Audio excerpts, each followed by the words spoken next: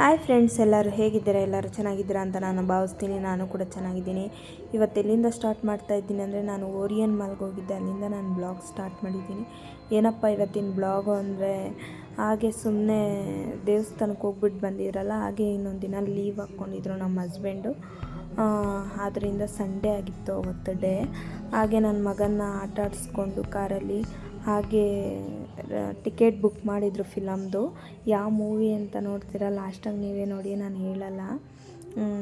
ಅಂದರೆ ಫಿಲಮ್ ಚೆನ್ನಾಗಿದೆ ಅಂತ ಹೇಳ್ತಾಯಿದ್ರು ಎಲ್ಲರೂ ಸಹ.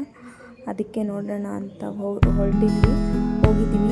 ಹಾಗೆ ಅಲ್ಲೆಲ್ಲ ಒಂದು ಸ್ವಲ್ಪ ವೀಡಿಯೋ ಮಾಡಿಕೊಂಡು ನನ್ನ ಮಗನ ಜೊತೆ ಸ್ವಲ್ಪ ನಾನು ಸಹ ರೈಲಲ್ಲೆಲ್ಲ ಆಟ ಆಡಿಕೊಂಡು ಹಾಗೆ ಹೋದ್ವಿ ಮೇಲೆಗಡೆ.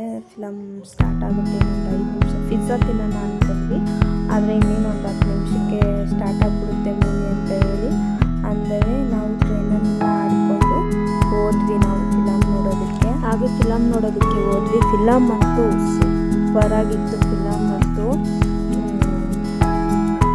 ಶೆಟ್ಟಿ ತೆಗ್ದಿರೋ ಫಿಲಮ್ ಅಂತೂ ಸೂಪರಾಗಿತ್ತು, ಹೇಳೋಕ್ಕೆ ಆಗಲ್ಲ, ಅಷ್ಟು ಸಕ್ಕತ್ತಾಗಿತ್ತು.